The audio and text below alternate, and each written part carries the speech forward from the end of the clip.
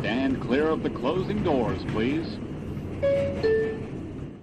Welcome to Subway Sports Talk. My name is Peter Kennedy, and I am your host. Thank you so much, as always, for tuning in to SST on Apple Podcast app, Spotify, and on YouTube.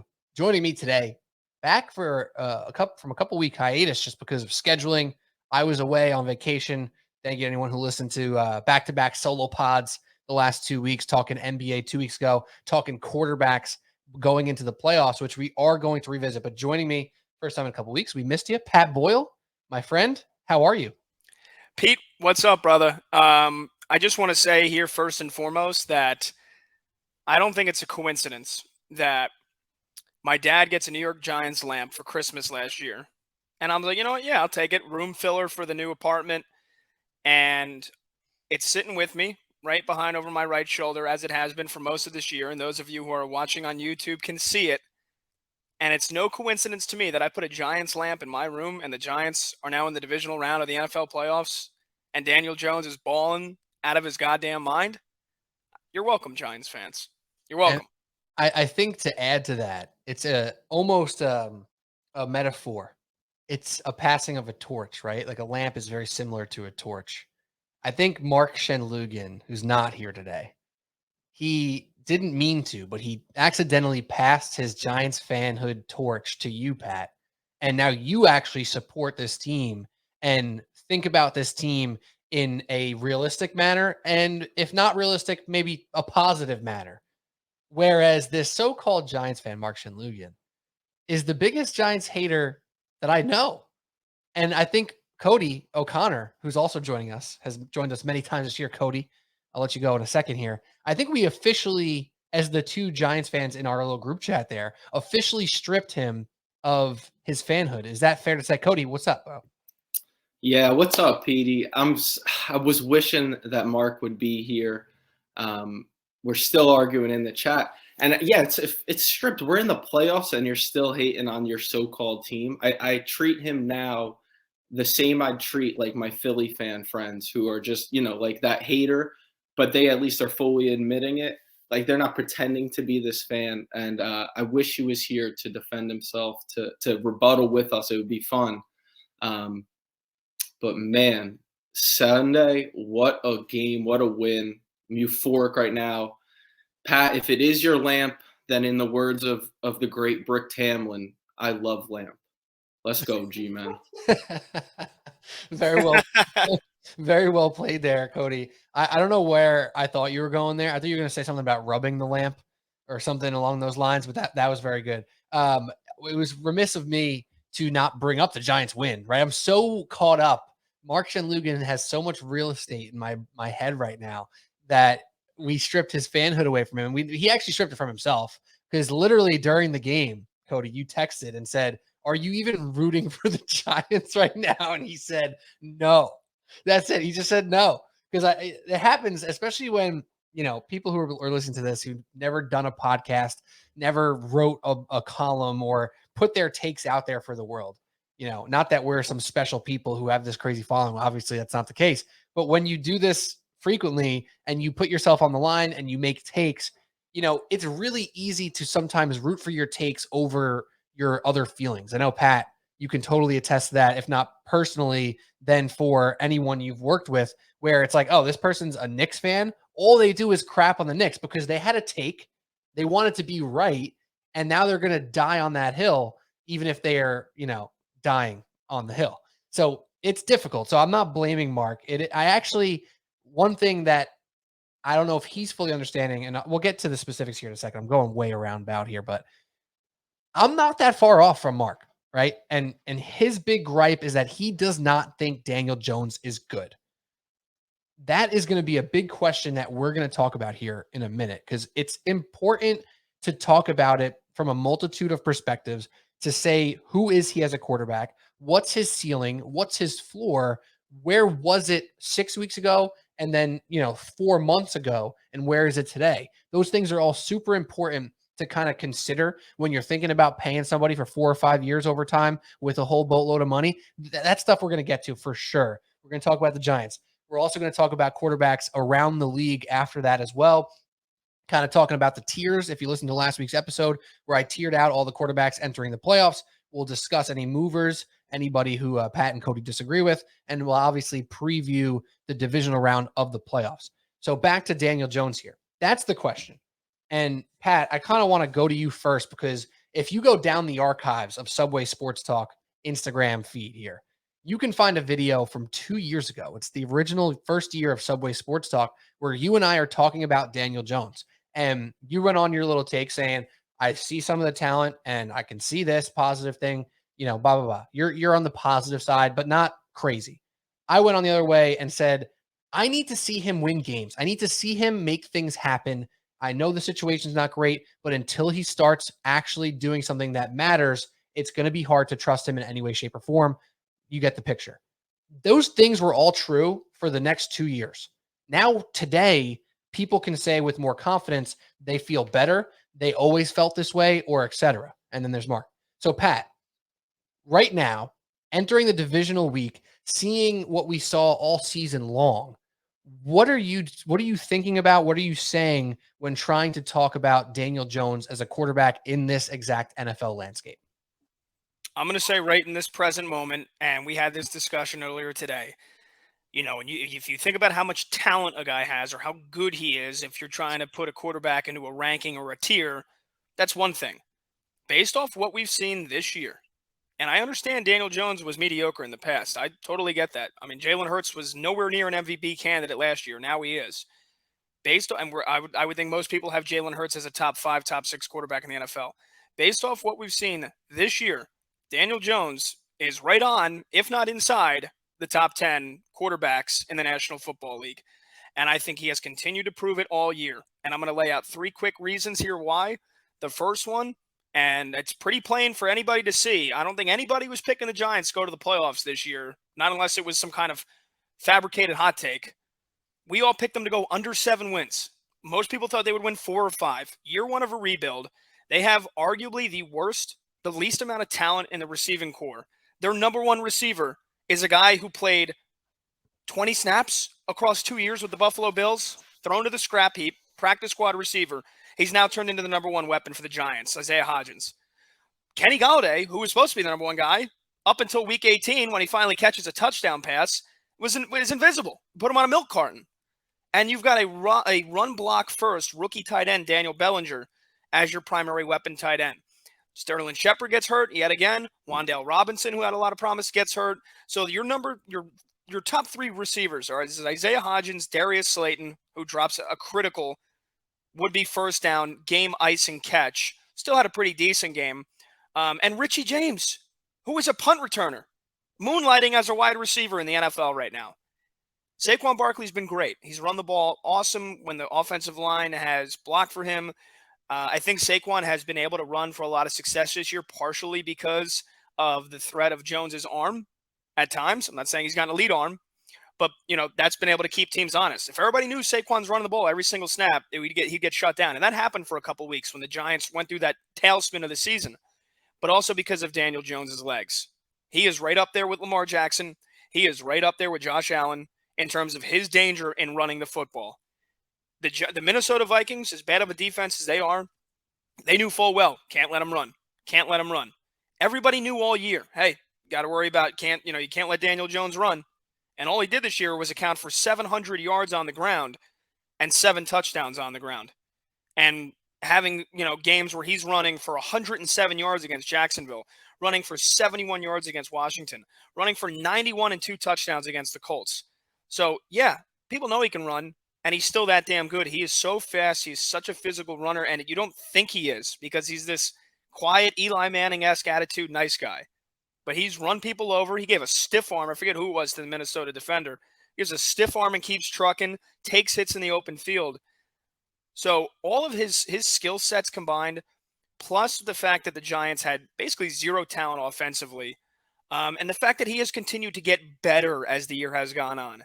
It wasn't like, oh, okay, all of a sudden now, okay, we actually have to game plan for Daniel Jones now. We can't just game plan for Saquon because, Jones stinks. Teams started game planning for him, and he is still beating them. And right now, this last 4 to 7 game stretch where he has turned it over 1 time, 2 times, And he is now throwing for 300 yards, way more than he ever used to, where he's still running 7, 8, 9 times again, 17 times against Minnesota. And he's beating teams with his legs when they know it's coming. He goes on the road in his first ever playoff game, on the road against Minnesota. Fraudulent, not fraudulent. They won 13 games. I'm so sick and tired of hearing that they were frauds. They had a good offense and a very mediocre defense that can get beat. Jones went on the road, and he absolutely fucking ripped them apart. And that is not easy to do. And I don't understand. Nobody can discount the performance he had on Sunday and the fact that he is turning those in routinely now. He's a leader. He takes care of the football. He's able to beat you with his arm. He's able to beat you with his legs. How many passes were on the money on Sunday? Hodgins, Slayton. Hodgins is a good, tall, traffic, he can catch in traffic receiver. Darius Slayton isn't that. Daniel Bellinger's not getting a ton of separation from guys. Richie James isn't getting separation from guys. He's putting those balls on the money. So I think it's so easy to just see the last 3 years from Daniel Jones and say, he stinks. You know what? I don't know how he's doing this, but he still stinks. He's not good. No, quarterbacks can evolve. Quarterbacks can change. And I think the thing above all is that he's got a coach and he's got an OC that fucking trust him, especially now more that the season has gone on. Mike Kafka and Brian Daboll, the jobs they have done has allowed Daniel Jones to evolve. So without them, maybe it's another mediocre season for Daniel Jones. But what he's done this year, culminating the performance on Sunday, he's a top 10 quarterback. Yeah, there reaches a point where, and great job, Pat, breaking that down. There reaches a point where when you're trying to rank individuals on a football team or in any sport for that matter, you have to consider what's around them for better or worse, right? Like we all seen quarterbacks, like think of Joe Burrow in his rookie year, who had not the best situations where it was like, oh my God, this guy is getting pummeled play after play, yet he's making incredible passes. He looks incredibly tough. And it was to his demise in that first year when he got the injury. But you saw something special, right? And I think everybody was much easier because Joe Burrow had the best college season of all time. He's super likable. He's tough. He's cool. He's number one pick. Everybody quickly was like, wow, this guy is something really good. Let's see how special it could be. But we think he's really good, like no matter what. Let's get him some help. Daniel Jones was not that, obviously. It took a lot of time to get there. And to say that he sucked the entire time, I don't think was fair either. But that's just how fans are. You're either great or you suck. That's life in the world of sports. There were moments where he looked good. There were moments he looked horrible, but there were always excuses. And that was something that made it really difficult to actually make something concrete about Daniel Jones. And I think there's still some of that here today about what he can be moving forward from here, right? What he has around him, better or worse, that's still up in the air. And there's still more to see, which is really interesting and partially really exciting for Giants fans and the Giants organization. So Cody, where do you lie on this scale here? If there's a threshold of, he's a franchise guy to he sucks, where do you lay? Where do you lie? He's unquestionably given himself the opportunity to become the franchise guy. He should be paid in the offseason. Maybe not like the likes of Mahomes, but he should be paid. He should be extended. And if the Giants don't, at this point, somebody else is going to. And here's the thing, obviously I wasn't on the podcast with you guys to bring this up, but I was, like most Giants fans, as down on Daniel Jones as I could be. I just didn't think, I thought he lacked something, and it felt like he lacked football instincts to me. He lacked this pocket presence. It didn't seem fixable to me. I didn't think there was a chance, not with a new coaching staff or anything. And I guess that goes to show you just how important having the right guys in the right places are, because he's probably one bad year away from a backup to maybe out of the league if this group doesn't get it right with him. And now here we are talking about, I'm saying full out, he is absolutely the quarterback next year and going forward. He's earned that this year. And it's those things that Pat mentioned. It's some of those things that you've mentioned, Pete.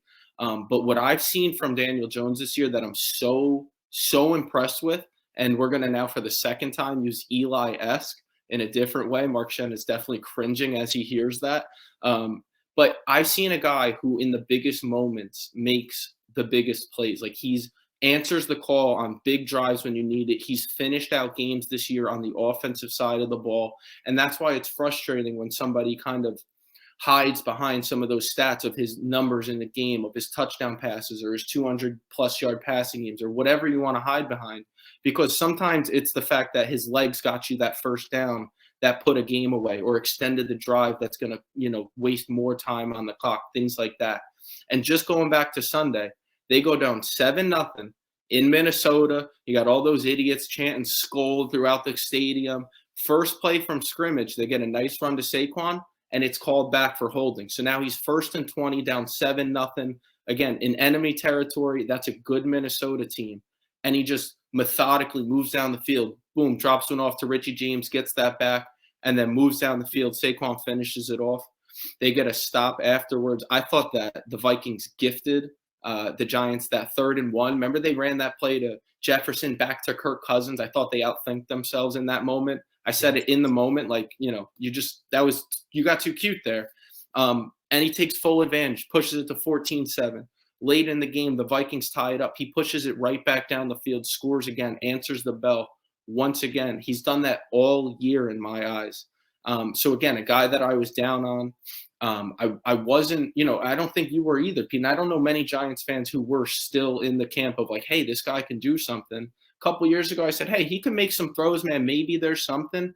But as I saw this guy just get pummeled in the pocket and look like he just had no clue how to navigate a pocket, I said, you know what? It has to be someone else. And now here we are today. We're in the divisional round, playing the Eagles next week with a chance to do something special at the Link. And it's because of Daniel Jones. He's gotten them to this point. Of course, along with the coaching staff, sure, all that. He has earned his way to a contract and to be on the brink of that top 10. Again, just talk about what we saw this year. I like how Pat kept saying that. Just what I saw this year, what I've seen to this point, not what happens next week, but what I've seen to this point, yeah, he's right on the brink of that top 10. He was flawless in 2 of the most important games, winning in an Indy, and then obviously the playoff game in Minnesota. It's actually hard to list that top 10. I mean, we both did it today, Pat, right? You and I in the group chat. We both kind of quickly made a list of quarterbacks who we think are better than Daniel Jones, who are in that same tier as Daniel Jones. Obviously, I did similarly last week. And it quickly kind of dwindles around 8, right? Like, so when you start talking about quarterbacks, 8, 9, 10, 11, 12, at this point, it could be reasonable to say that Daniel Jones is in one of those slots. Now, do I think he's a top 10 quarterback? Not right now. Deshaun Watson came up in the conversation today because he's a guy who I considered a top 5 quarterback in his prime, which is still possible to come back, right? I'm not going to put him there now because of what we just saw. It would be malpractice to just assume that he's going to be the guy he was 2 years ago, right? Now, if you use similar concepts here on Daniel Jones, his rookie year was kind of gravy. No one really expected much. He made some nice plays. He looked pretty fast sometimes. It is what it is. He threw more touchdowns in that year than he still has in any other year since, which, kind of sucks, but it is what it is. Then sophomore year, his second year, it kind of went down. And it was like, wow, maybe this guy doesn't have it. He doesn't have those instincts like you talked about, Cody. He doesn't seem to have the it factor, the special factor. He is not him. Whatever you want to say, whatever catchy phrase you want to use about some of those intuitive stuff. I think Trent Dilfer always calls him the dude factors, right? Is this guy a dude or not? Does he show up in a huddle? Does he show up at the line of scrimmage, take control, make plays, make shit happen? It didn't seem like he had that in him in year 2. Year 3, okay, maybe there's a little bit more than we thought in year 2, but my take really was, okay, he doesn't suck. Right? That's kind of where I was into the offseason. All right, Daniel Jones doesn't suck. He's not terrible. He's not a bottom 5 quarterback in the league, but he's closer to 20 than he is to 10. Right? That was kind of where I landed with Daniel Jones, even for a portion of this season. But here's the undoubtable truth about what's going on with Daniel Jones this year. These things, in my opinion, are inarguable. And if you guys disagree, let me know. 1, his consistency has absolutely gone through the roof compared to where it was in the past. That includes ball placement. That includes learning when to slide, when to fight for extra yards. That includes not turning the ball over, which was basically every single person who didn't like Daniel Jones' number 1 argument against him. He turns it over too much. He turns it over too much. That's what his biggest problem is. Guess what? 8 turnovers this year, 5 picks, 3 fumbles lost. That's pretty damn good, right? So those things are undoubtedly true. His toughness has proven itself over time, something that we weren't sure of early on. He looked like he could take a hit. He popped back up, talking about Eli-esque. Some of those things were said, and rightfully so. This year, however, with learning how to slide and when to slide a little bit, learning when to dive and how to dive a little bit, and learning when to lower his shoulder and pick up some extra yards, that toughness was absolutely drawn out and obvious to everyone who's watched the Giants this year. Those things are inarguable to me. Next, his coaching staff upgrade is absolutely unquestionable. So for every time we give credit to Daniel Jones and we say that he's a top 10 quarterback or he's knocking at the door of a top 10 quarterback, you have to mention and caveat that he has now an offensive coach in Brian Daboll and an offensive coordinator in Kafka who are putting him in positions to succeed and asking him to do a lot. And there were some bumpy roads there at different points of the season, as Pat laid out. But over time, the toughness and consistency prevailed. Now, I think that puts his floor at a very good spot. I think that's another inarguable point here. His floor has now reached a point of good. I am now not ready to say he is great, that he is top 10, that he is a lock, that he's going to show up against the Eagles and Philly this weekend and show out and be a baller. That is something that is not an inarguable truth. However, what we can say is that we do not know his ceiling yet because of the lack of weapons around him. Talk about Geno Smith, DK Metcalf, Tyler Lockett. You think Daniel Jones would benefit from that receiving core, which might be what? I don't know, the 11th best receiving core in the league, just off the top of my head. Another inarguable truth, we don't know his ceiling yet. So to me, consistency, toughness, better coaching staff allowing him to succeed, inarguable. His floor is now at a good level, inarguable. And his ceiling is still unknown because with weapons, we're not sure exactly how far he can reach. Those things to me are inarguable about Daniel Jones. Pete, I want to jump in there because I still think you're not giving him enough credit.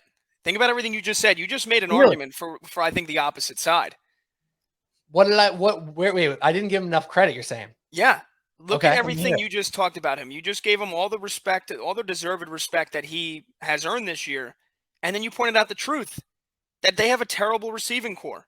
Now, again, just like Daniel Jones has evolved into a really good quarterback, maybe Isaiah Hodgins was a diamond in the rough. And because he's playing on a team that has Stephon Diggs and Jamison Crowder before he got hurt and Dawson Knox and all these receivers, all the talent Buffalo has and Gabe Davis. And now that he's actually getting a chance, hey, maybe he's a wide receiver 2 on most teams in the NFL, and he's wide receiver 1 for the Giants. However, I think it's pretty fair to say the Giants have a bottom 5 receiving core. I think they're right next to the Bears and having the worst in the NFL. So think about that when you talk about we don't know what Daniel Jones' ceiling could be. Because if you slot him under center for Seattle's offense, if you slot him under center for Minnesota's offense, hell, if you slot him under center for Philadelphia's offense, he's a top 5 quarterback. I think Daniel Jones' ceiling is a top 5 quarterback. I think he's that damn good. And I think this is a case of look how damaged a quarterback can be when they don't have the right coach and when they don't have the right weapons beside them. Now he's got the right coach beside him. You get him 2 weapons. Forget about 2. You get him a legit top 20 receiver in the league, and you get him a good pass-catching tight end. I like Daniel Bellinger. He's a run-block first tight end, and he's made some nice catches because they involve him in the offense. You give him some comparable weapons to those that a quarterback like Kirk Cousins has, Jalen Hurts has, Josh Allen has. Daniel Jones' numbers would be off the fucking chart this year. And think about this game on Sunday. They ran 65 plays. Well, they ran 68. He got sacked 3 times. They ran 65 plays where there was an end result. Daniel Jones threw it 35 times and ran 17 times. He was involved in 52 of the 65 plays. They scored 31 points. They win a road playoff game. If the Giants lose on Saturday night to the Eagles, it's not going to be because of the offense. It'll be because Hurts and the Philly offense rips them apart. Daniel Jones is going to show up, and he is going to ball out on Saturday night. And put that on my name. Listen, and I don't think that you're definitely wrong. I think that it's really impossible to project that with like that sort of confidence because it's just we haven't seen it. Like Geno Smith threw 30 touchdowns this year. And I don't care what we say about Daniel Jones' ability to run the ball. I don't care about, his rushing touchdowns even that much at this point in time because we know that you have to throw the ball successfully in this NFL to be a top 5 quarterback. You have to be. Lamar had, even in that season where he was MVP and a clear-cut top 3 quarterback in the league that year, obviously he was number 1, he was the MVP. He threw the most touchdowns in the league that year. So yes, he was the most electric running quarterback that we've ever seen in our freaking lives. He was throwing touchdown after touchdown and touchdown as well. Until we see Daniel Jones actually do it, whether it's better weapons or not, I cannot sit here and say that he's anywhere near a top 5. I'm not ready to say he's top 10. Now, Pat, I understand that you're projecting forward, and I get that. It's a different thing than what we were doing earlier. But until we see it, how can you possibly say that? And another part that we haven't even mentioned yet, the Vikings defense was abysmal on Sunday. I'm not trying to Shenlugan this one over here, but the Vikings defense was not showing up. There is 100% a chance that the Giants offense does not move the ball nearly as well against the Eagles. That needs to be said as well. I'll say this. They put up 16 points against the Eagles in Week 18. We're playing their starters for most of that game because they needed the number 1 seed with Davis Webb. The Eagles defense, they're great. They were elite. They're a top 5 defense when you put the numbers together for the entire season. Last 3 weeks, Eagles defense, very, very suspect. Getting torched by Dak and the Cowboys. Yeah. Giving up 20 how points. How locked in are you as a defense who's been the best all year and you're playing backups and you're like, we could just roll over and win, roll out of bed and win this one. You know what I mean? So I don't know. I don't put much stock in that game, to be honest. Cody, you look like you're chomping at the bit, Cody. What do you got? Yeah, I'm just waiting to get in here because there's so much to unpack with that. I mean, look, the Eagles game is going to be a real test in and of itself, and I assume we'll probably talk about that game a little bit more. And yeah, look, the Vikings defense, you're right. Like there were open guys, all over the place. But again, like we're back to the coaching staff. Like there's 2 things have to be true at the same time. Daniel Jones has been fantastic. The coaching staff is a huge reason as to why he is, right? It's like that Brady Belichick thing. Yeah, they're both great. Like let's just call it like it is.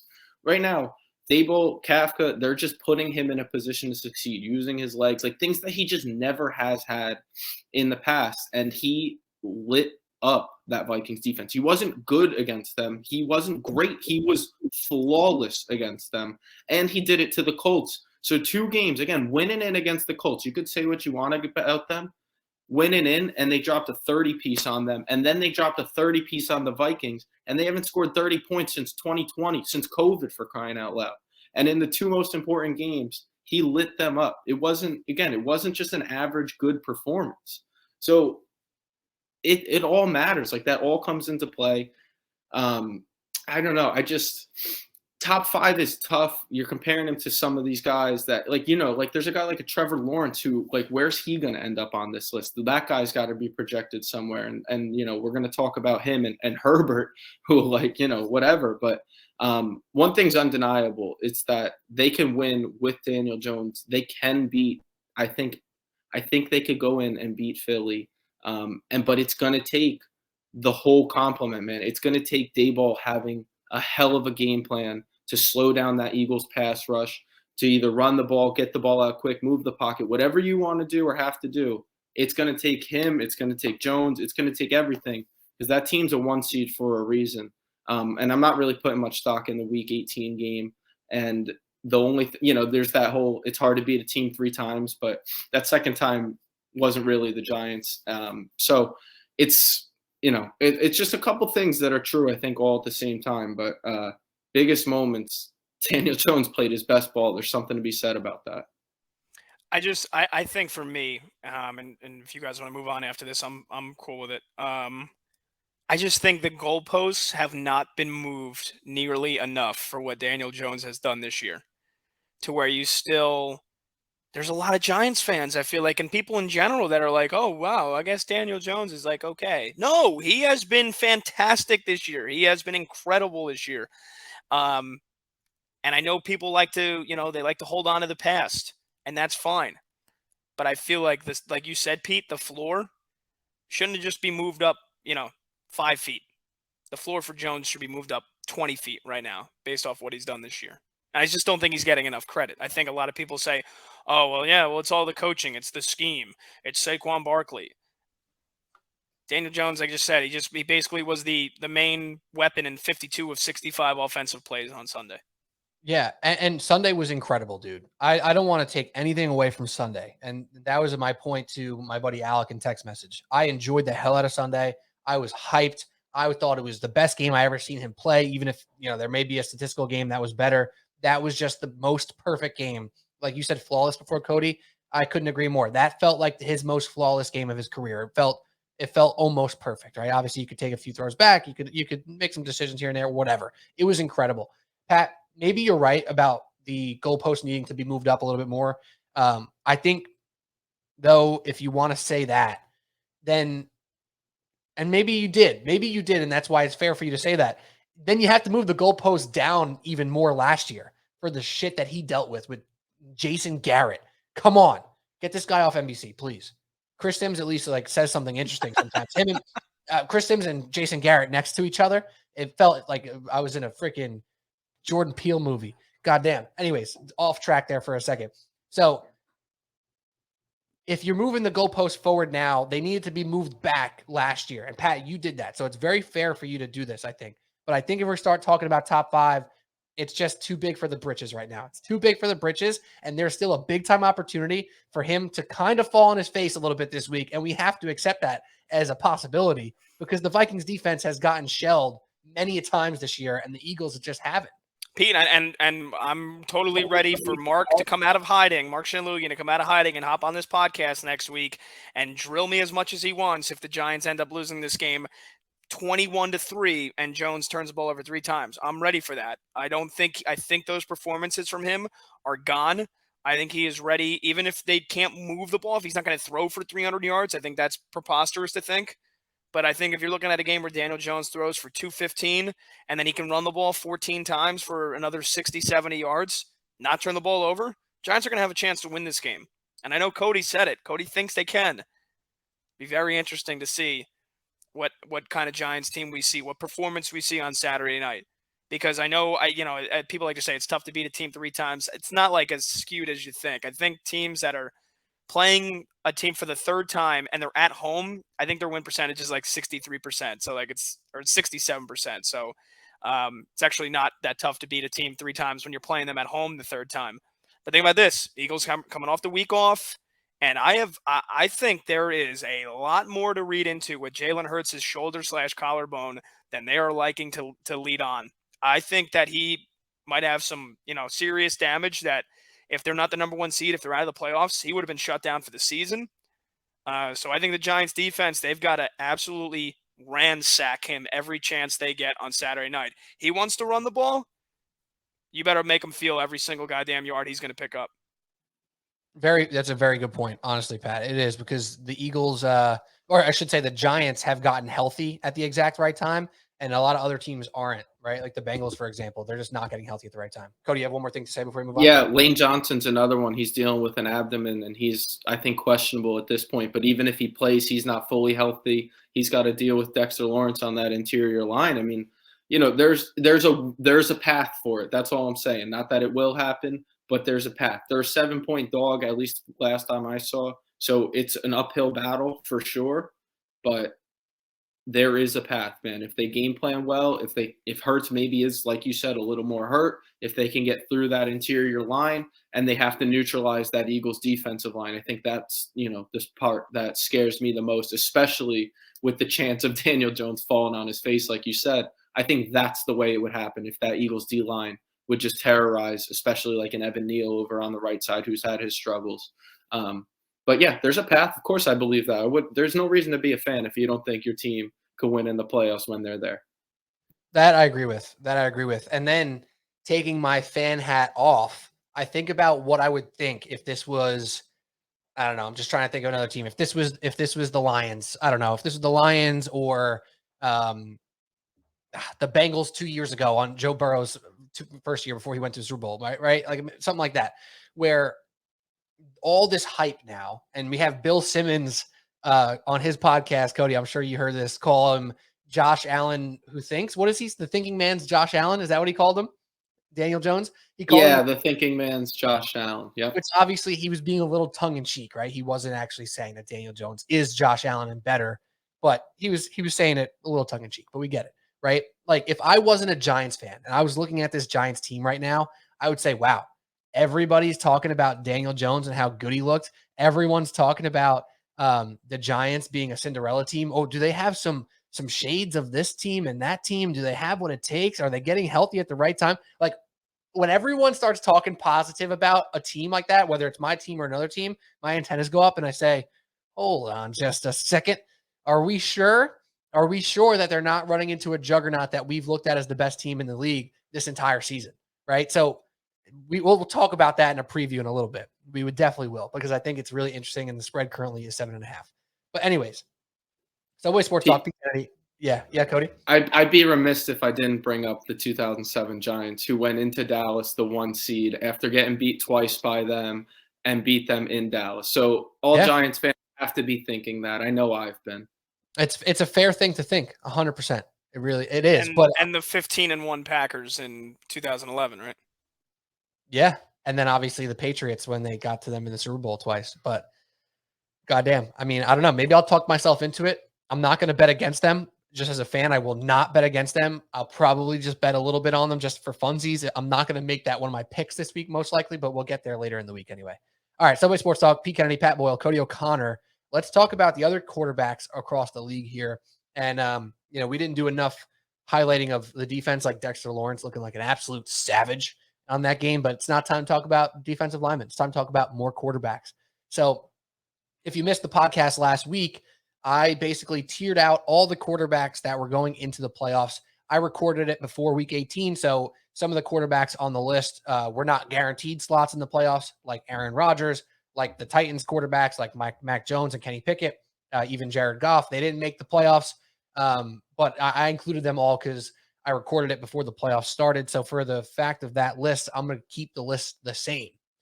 So for anyone who didn't listen, I'll run through it really quick. If you're on YouTube, you can look at it yourself on the screen here. But basically, I broke this down into 6 tiers. There's 2 top tiers. There's 2-ish middle tiers. And then there's 2 bottom tiers. I call them the him tier. That's he is him. We all know how this phrase works. It's Patrick Mahomes, Josh Allen, and Joe Burrow. The second tier was could be him. Quarterbacks who have shown the ability to take control of their team and lead their team to victory in great circumstances or bad circumstances, or just quarterbacks that we can project forward on and say they have what it takes to grow into that top tier. The third tier, I stripped straight from part of my take because I think it's freaking hilarious. And it also encapsulates the middle tier quarterback that is called Kirk Cousins, that tier. And yes, Kirk Cousins was in that tier. The fourth tier was shouldn't blow it. And that's just a quarterback that you have enough trust in to not make the big mistake, but probably not going to win it himself. Then you have might blow it quarterbacks who, maybe they can make some plays, maybe they put up some numbers, but you don't really trust them when it comes down to it. And then simply not him. None of those quarterbacks even made the playoffs, probably because their quarterbacks are not the one. They are not him. That was Mac Jones, Kenny Pickett, and the Titans with a question mark because I didn't know who was playing quarterback for them. So as far as the tiers are concerned, before we talk about specific quarterbacks, do these categories make sense to you guys, Pat and Cody? Yeah, I like them. They make enough sense for the purpose, yeah. Enough sense. What could make more sense out of it? Like, I didn't want to just be like elite, great, decent, bad, kind of bad. You know what I mean? So Cody, what would you tweak in these tier titles? Oh, I don't have exact notes, but yeah, like I said, it makes enough sense for me. We can roll with this. We'll be just fine. I understood when I listened. I'll understand now too. Cody's throwing some shade. I love it. I love that I love the him tier. I love that you've embraced that phrase. The only problem with that tier is that when I was recording the podcast solo, I think I said the word him like 67 times in the first 12 minutes, and it was really uncomfortable for myself. And I was like, I have to start saying other words here. So when I got to tier 3, I was like, thank God I don't have to say the word him anymore. So yeah, let's talk about these actual quarterbacks here. Daniel Jones, for reference, was in the Kirk Cousins tier. He's someone we could argue about as a mover. We could. Dak Prescott also in the Kirk Cousins tier. he could be a mover. He was probably in a higher tier at different points of his career. And Josh Allen is in the him tier. And some people may be arguing that he shouldn't be right now at this point in time in these playoffs. So where do we want to start? Do we want to start at the top? I think Josh Allen might be a good space to start. Pat or Cody, I don't care who goes first here, but is there any reason to remove him from the elite of Mahomes, Allen, Burrow, that I think is kind of the undisputed top 3 quarterbacks in the league right now? No, you don't have to remove him, but my alarms are alerted because the red zone turnovers still haven't stopped, and they allowed a very inferior Miami team without Tua to hang around in that game to a point where I kept saying they're going to lose. They're letting this team hang around, and they really damn well almost did in Buffalo.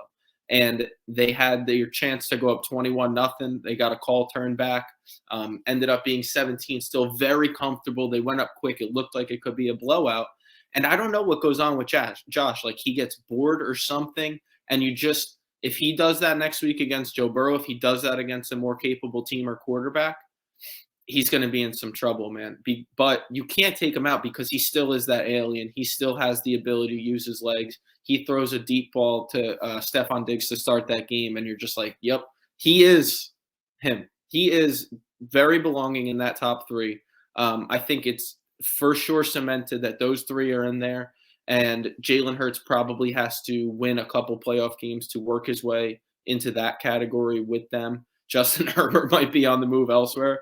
But, yeah, Josh Allen absolutely has to stay in there. I'm not going to overreact, but it's definitely alarming that it's been all season with the big red zone turnovers, and it didn't stop week 1 of the playoffs. Yeah, that's a little alarming, but he's still in the him category to me.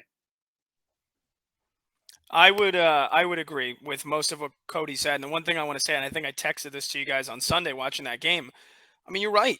That's a game where you don't – I'll say this. I'll start with this. I'm tired of having to watch Josh Allen clean up Josh Allen's mistakes.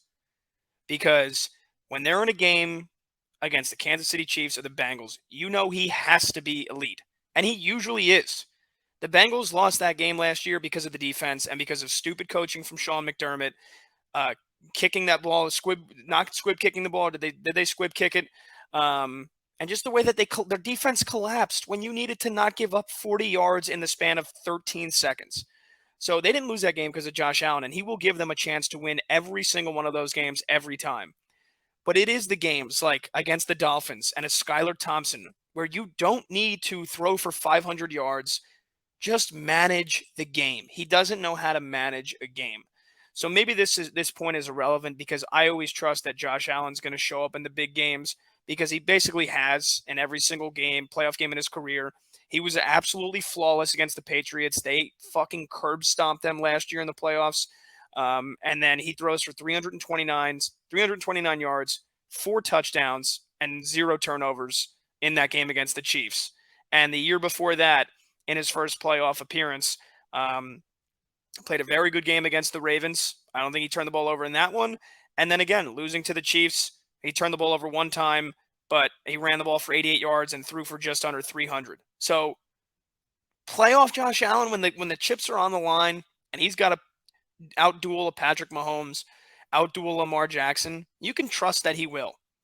But now, like you said, Cody, are the turnovers now part of his DNA, especially in the red zone? It's one thing if you turn the ball over at midfield. It's another thing when you have points that are guaranteed and you cough it up because you're trying to make something happen out of nothing, where he rolls out, nobody's open, throw the ball away, Josh. We'd see him do it when they're not in the red zone, but then it's in the red zone. I got to make this 6. I got to get 6 here. I got to get a touchdown. And he throws a pick, and you're like, dude, what are you doing? So, and even then, there's games where he'll be flawless, but when he does turn the ball over, it comes in waves, right? He had a 3-game stretch, week 8, 9, and 10, where he turned the ball over 7 times. 2 picks against the Packers, 2 picks against the Jets, 2 picks and a fumble against the Vikings, in which, again, they shouldn't have lost that game either. And then these last 3 games, the Bears, which he didn't look very good in, they still ended up winning that game pretty comfortably, but he threw 2 picks in that one, threw an interception against the Patriots in week 18, and then 2 picks and a fumble lost against Miami. And he fumbled the ball, 3 times in that game? So that could have been even more. He could have turned the ball over 4 times. So it's the red zone shit has got to stop. Like Cody said, I think that's become obvious to anybody who's even a casual watcher of football and of the Buffalo Bills. And again, maybe this point is moot because when he has to outduel another top tier, another him quarterback, he can do it. And he's not the reason that the Bills are going to lose. But now again, you wonder because of all these turnovers, because he's got 7 in the last 3 games, he can't afford one. He can't afford one against Burrow and the Bengals on Sunday. And I do worry now if that's become so much of his DNA that he tries to make things happen all the time, that he can't just sit back and manage a game, that he always has to be the guy. And they ask him to. But when he tries to make these ridiculous plays happen when he could just throw the ball away, I wonder if that does cost them on Sunday.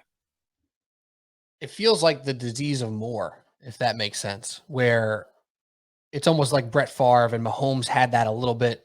What was it last year where, that blanket coverage people were putting on him was kind of forcing him to check it down and he didn't want to.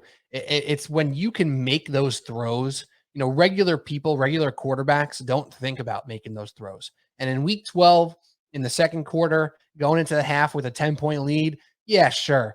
Let it fly, brother. Let it rip into the end zone. Try to find Stephon Diggs or Gabe Davis down the sideline or across the baseline, whatever. You know what I mean? Across the end zone. That's fine. But in these big moments in the playoffs, you have to be a little bit more weary, a little bit more careful. And I think, you have to think that he is smart enough and aware enough to realize what's happening, and he will kind of realize when to reel it in. But it's a piece of concern. But I agree with you guys. He does not belong to be moved down. He does not belong in a different tier. He is still a top 3 quarterback in the NFL and will be there until this becomes a season-long problem. They're not winning games, right? Like that is when it becomes a problem. They've had more difficulty probably playing down to their competition than playing up to their competition, which is something that happens to certain quarterbacks and certain teams. So I don't think it's all on him. I think it's partially the defense not turning the ball over at all either. So agreed. Josh Allen stays there. Quickly, Joe Burrow. We don't have to talk about it, but I think the Ravens just put together a great game plan and kind of slowed him down a little bit. They obviously won on the big fumble recovery on the goal line where they returned that for the go-ahead touchdown. So I don't think Joe Burrow, leaves the wild card weekend as a superhero right now. But again, no reason to lose trust in Joe Burrow. Like there's just no reason to do that. And we're not going to do that here. I think that's fair, guys. Do you agree with that? Yeah, absolutely. Yeah, I think he's wholeheartedly. I think he's as solid as they come, and that I don't know if he could take a game over as much as Mahomes or Allen, Right. but I feel like you're not worried about the turnovers with Joe Burrow. He threw Yeah. 4 picks in week 1 against Pittsburgh, and he took care of the ball very, very well in the rest of the season. Yeah, and where we're talking about Daniel Jones' benefit of the coaching staff, he has the benefit of Jamar Chase and T. Higgins, right? So, it's not like it's all him all the time. It is very much a reliance on some spectacular wide receivers making spectacular plays, which we'll get to other teams that have similar situations. All right, let's move it to the second tier. Could be him. That's the quarterbacks that can carry. They do occasionally. They maybe don't do it consistent enough, or we're projecting forward to see that they actually have the chance to break into that top tier. I had the quarterbacks listed out as such: Justin Herbert, Lamar Jackson, who obviously ended up not playing, Aaron Rodgers, Jalen Hurts, and Tom Brady. Tom Brady, I actually had in 2 tiers. I broke rules because I didn't know what to do with him. I said in our group chat earlier today, I think he's kind of a tier of his own. I think Tom Brady deserves a Tom Brady tier where he is him. He could be him. He could be Kirk Cousins, and he might blow it. Like that's kind of where Tom Brady is right now in his career. And we saw that, it's not like he lost the game for them against Dallas, but clearly didn't do enough to win it. So Tom Brady, we don't have to talk about right now, but I had him in 2 tiers just for reference sake. So let's start off with Justin Herbert, the person I had at the top of tier 2, somebody who we've projected for, 2 years now, of somebody who can be a top 5 quarterback, who might be a top 5 quarterback right now. A lot of people do have their concerns, and, not being able to put away a team with a 27-point lead really hurts the case of a quarterback who everyone's deeming a savior, a messiah, a quarterback robot, whatever you want to call him, because that's a bad look. No matter how you skin the cat, that's a bad look. And you can argue until we're blue in the face about how bad Brandon Staley is and Joe Lombardi is and not having Mike Williams probably helping lose that game as well. But what's the deal with Justin Herbert, Pat? I mean, he has the talent. He makes the throws. He seems so consistent most of the time. And then there's these moments where they can't close it out. They can't quite come back. And you can't really explain it when just watching Herbert alone. It comes into so much other parts of the equation with the team, the coaches, etc. Yeah, and I like that you have him in this tier. I don't think he has established himself as he's not on the level of Mahomes, Allen, and Burrow yet. I think he's got the strongest arm in the NFL, at least watching the games, the naked eye. I mean, his passes look like they hurt to catch, right? And he's shown that he can throw the touch passes too. You can make excuses for Herbert, you can't make excuses for a guy in the top tier. Right, the Chiefs lost Tyreek Hill. Mahomes still put together an MVP season because we know he's, I think, clear-cut number one in the NFL. Josh Allen could lose Stephon Diggs, but if they replace him with two other, decently solid receivers like the Chiefs did with Juju and MVS, you would still expect Josh Allen to have a huge year. Same with Burrow. With Herbert, they had the injuries to both Mike Williams and Keenan Allen in the middle of the season. He still put up big numbers, but they were struggling to win games. And then they finally hit their stride in the last 4 or 5 weeks of the season. A little bit of a weak schedule, too. They finished the year with Tennessee, Indianapolis, Rams, and Denver. But, you saw everything you saw that makes me think that Herbert is definitely a top 6, top 7 quarterback in the NFL. You saw that in the first half against Jacksonville. Their defense was incredible. They forced 4 interceptions, and the Chargers took advantage. They put up 27 points in the first half. Wasn't enough. Maybe they should have put up, maybe they should have went for it. Staley kind of was the opposite of Brandon Staley. And what I was like, all right, they're definitely going to go for this. They're not going to settle for another field goal. And he goes, no, we're going to take the points here. And it was the smart thing to do until the second half when they roll it out and they go conservative. And, they were still throwing a little bit on the early. At the end of the day, Justin Herbert goes 25 of 43. And they try to game manage all the way through with a 27-0 lead, and they blew it. And yes, that falls on the coach. That falls on the offensive coordinator. That's why Lombardi's out of a job now. That's why the quarterback coach is out of a job now.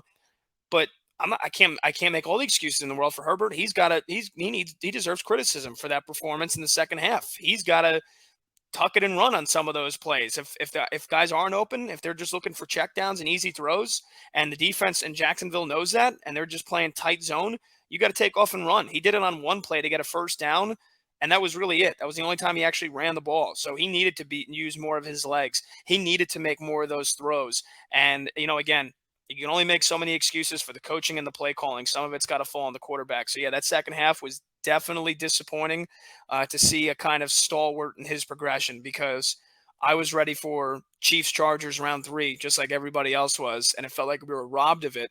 And I don't think it's fair to put all the blame on Staley and the play calling. Herbert absolutely deserves some criticism. And whether it was they were off page a little bit in the second half with Allen and not Mike Williams, he didn't even play.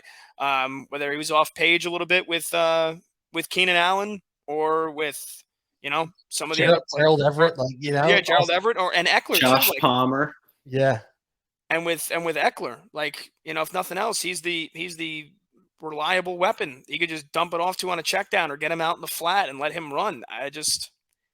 Quarterbacks got to rise above that.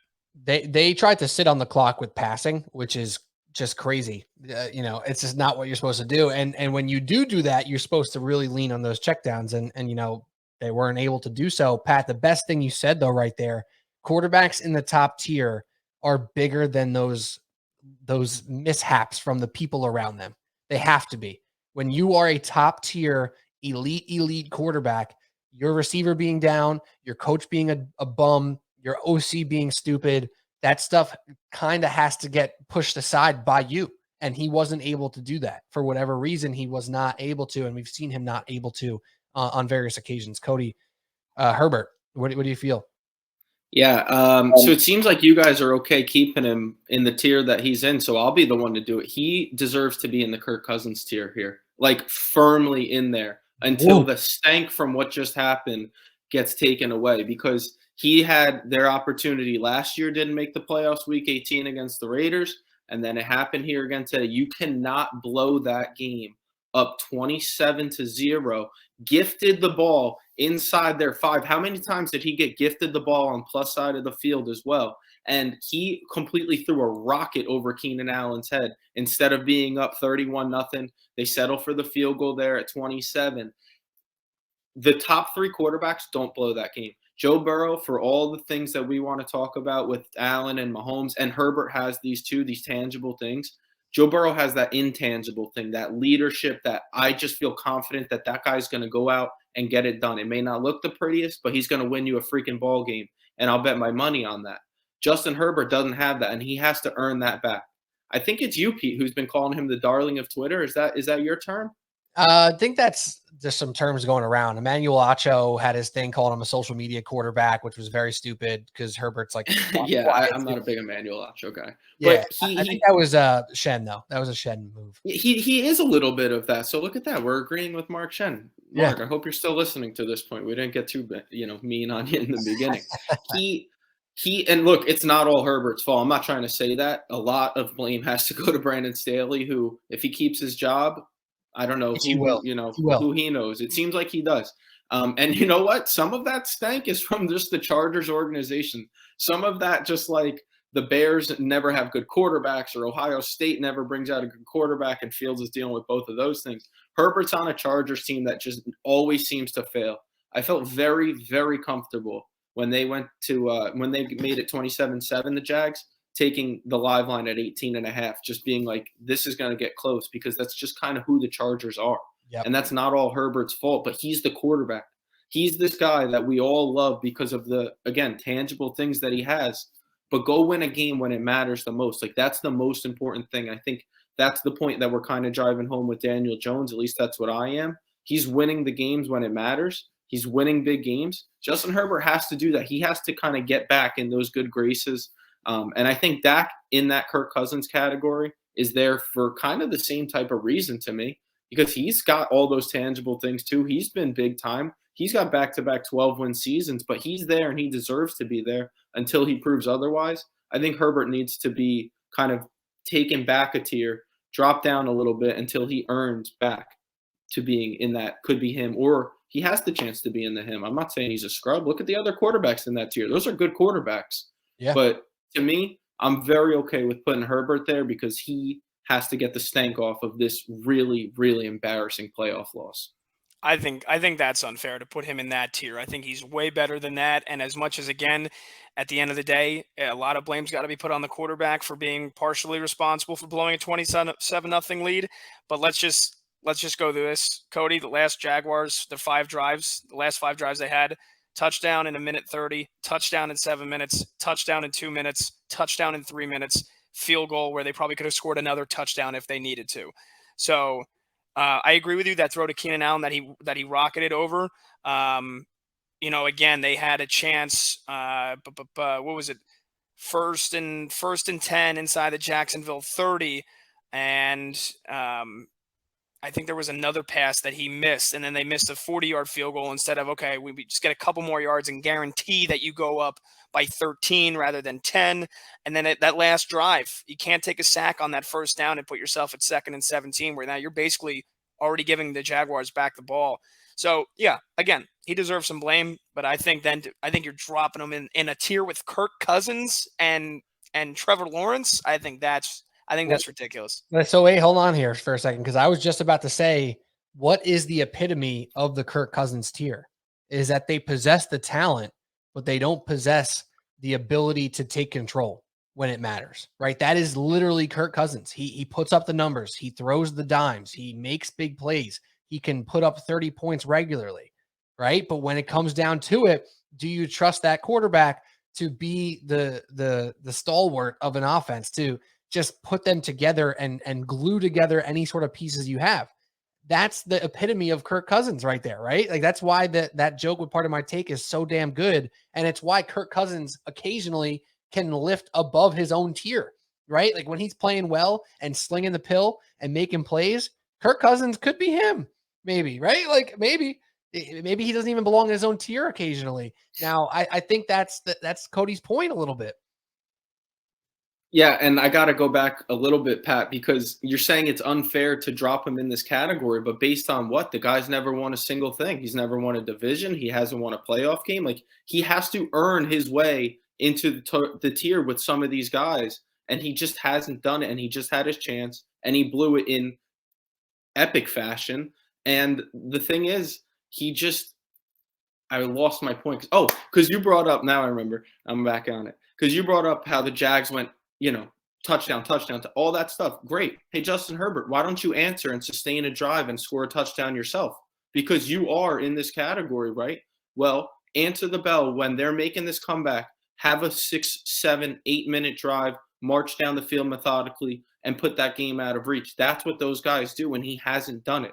His tangible things, fantastic. He's an excellent talent, no doubt about it. I'd love to have him on any team, but the fact of the matter is he has to prove it to me. Again, he has to get this stank off. He could be right back there next year, but he has to do it when it matters most still. That's why I drop him in this category without much of a problem. They've had the year from hell. Injuries like crazy to the receiving core. Keenan Allen missed half the year. Mike Williams missed a bunch of games. Brandon Staley's Brandon Staley. I do think, though, even with Brandon Staley remaining the head coach, I think the change at offensive coordinator, if they make a good hire there, could be the key. That could be the missing link to Herbert putting it together, because I've been hearing Warren Sharp, who I trust the things he says. He makes me feel smarter about football just by listening to his podcast and reading his tweets, right? Like, he's been on this Joe Lombardi thing for 2 full seasons. I'm going back. So 3 full seasons now since he's been the OC of this team. He is saying, is this the 3rd year of Staley, right? 3rd year of Staley? Yeah. So Joe Lombardi has been disallowing Herbert to take over because of the scheme that they employ, making him, even though he's one of the best passers on 3rd and long, he makes him one of the least efficient passers on 1st down, because they're throwing 4 yards, they're throwing 5 yards, and they're not letting him cook. And I hate, we hate using that term because of the Russ stuff, but he's a guy who you can let cook and let him kind of carry you wherever he can take you. And I think the Lombardi factor is probably one of the biggest reasons that's held him back. And you can argue that was a huge reason of this game too, where they should have been running the ball. They should have been taking some shots downfield. Instead, they're looking for 7-yard passes the whole entire game and throwing incompletion, stopping the clock. 1 7-minute drive, Cody, could have ended that game. You're right. You're 100% right. Those insane touchdown drives by the Jaguars could have been stopped with 1 7 to 8-minute drive, and that game is out of reach. Hey, by the way, my whole lifetime, the Chargers have had the year from hell every single year. Just saying. That's very fair. I think it's year 2 of Staley and Lombardi. I think before they had Anthony Lynn as the head coach, and I think the offensive coordinator was Shane Steichen. Even worse, whatever. But right, you're right, 2 years. I'm with you, Pat, though. I wouldn't drop him the Kirk Cousins tier, not yet. I think we need to see him over the course of a season kind of do this. Cody makes a good argument, though, in that, if you're really that damn good, you're great argument. At this point, you've won a playoff. Thanks, guys. All right, let's move through that tier. We're not going to talk about Lamar. We don't have the time. He didn't play. The contract stuff will be talked about, I'm sure, throughout the entire offseason. Aaron Rodgers didn't make the playoffs. Tom Brady lost. I don't think we have to spend much time there. Again, all offseason we'll talk about if he's coming back. I think he's coming back right now, but whatever. Jalen Hurts is the only other guy in this tier here who absolutely has the opportunity to bump up to that top tier. He absolutely has the ability to stay exactly where he is with an underwhelming playoff performance here against the Giants on Saturday night. So, what do you guys need to see from Jalen Hurts this week, win or lose for that matter, to solidify him as a top 5 quarterback in the NFL? I think you need to see, I think you need to see a game where the Eagles win and not that they win despite of Jalen Hurts. And again, he's had an MVP season. He's going to finish second. I think Mahomes is going to win it. I think he deserves to win it. But I think Hurts would finish number 2. And maybe if he played those last 2 weeks and he balled, or played weeks 16 and 17 against Dallas and New Orleans, and he had monster games, maybe he is the MVP. So I don't think it's. I think he's definitely earned everything that he's gotten this year, and the Eagles have been so damn good because of him, not despite of him. But now, again, we need to see it in the playoffs, right? We need to see it in the playoffs. Last year, he wasn't very good at all in that playoff game against Tampa Bay. Granted, they had a great defense, but he threw 2 picks, couldn't convert barely more than half of his passes. And then this offseason, they get him A.J. Brown, and now Jalen Hurts is an MVP candidate for this year. And his throwing has also – his arm has gotten a ton better, his accuracy, his decision-making, in addition to him being that much more confident in what he can do on the ground. So, yeah, regular season Jalen Hurts this year, I'd put him in the him tier. But, yeah, it's not all about that. Now we need to see you do it when the games matter. We need to see you do it in the postseason. With the roster they have, a top-5 defense, an offensive line that has 2 all-pros on it in Lane Johnson and Jason Kelsey. They need – was Lane Johnson the other all-pro on that offensive line? I know they had 2. I know Kelsey was one of them. Yeah, Lane Johnson was the other. So you got 2 all-pro offensive linemen. Everything's in their favor. You're the number 1 seed. He's got to go out and beat the Giants. And, again, they have to win, not because of him. He doesn't need to throw for 350 yards. But they got to win. They got to win the game, not despite of him. And then I would say even then, Jalen Hurts has to, even if the Eagles get to the NFC Championship game, if they lose to San Francisco, it can't be because of Jalen Hurts. He not only has to win this game, he then can't be the reason that the Eagles lose in the NFC Championship to San Francisco. Because then it feels like kind of everything he did this regular season doesn't really matter that much.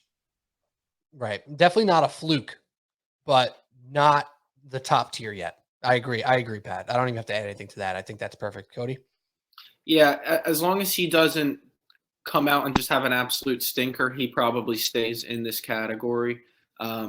He does have seemingly everything around him is like perfect.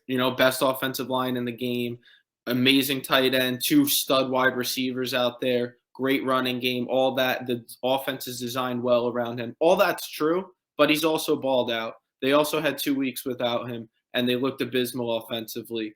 And he's just kind of one of those guys, almost like a Joe Burrow. He hasn't proven it to that extent at this level, but I just see him as like a leader of men, like a guy who could take a huddle and just have them trust in what he's doing, what he's saying. He's a guy that kind of scares me in those big moments as a Giants fan, no doubt about it.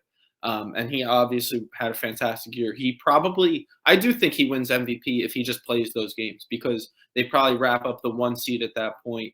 And I do think he probably gets the MVP because of the dual threat, his legs, his arm.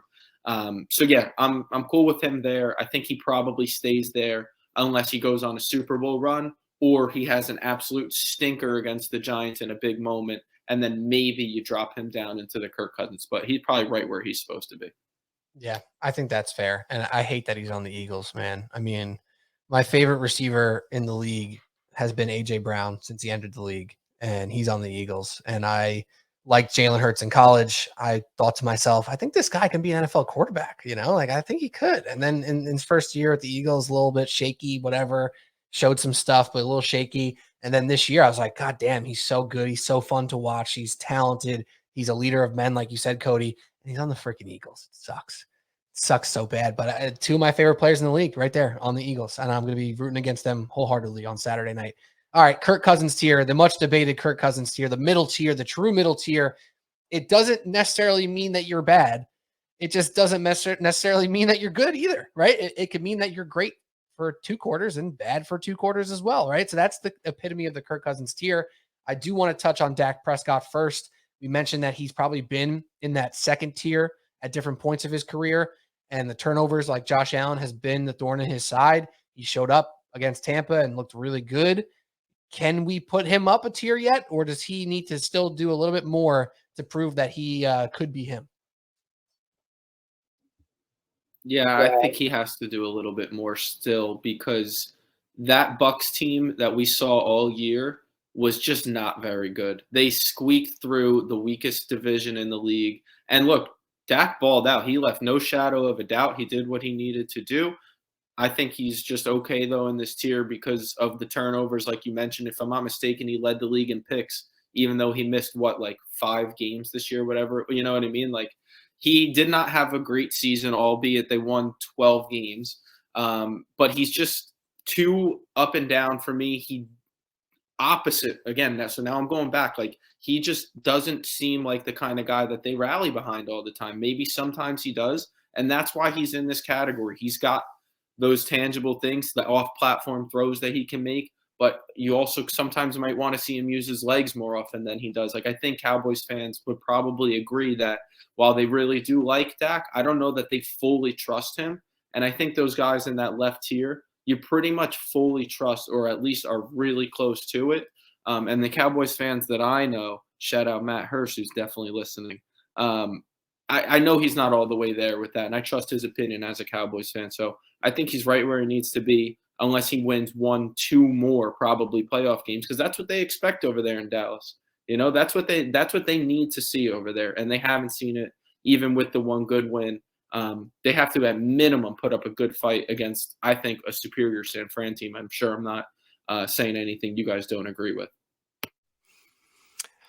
I would say, man, I'd say Dak is definitely in this tier, and maybe one below in the might blow it, because I don't think you can count on him to win you a game. Not yet.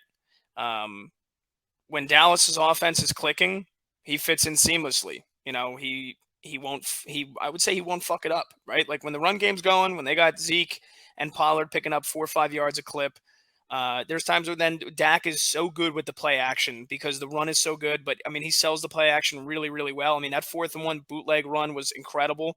I thought the cameraman got faked out. I got faked out.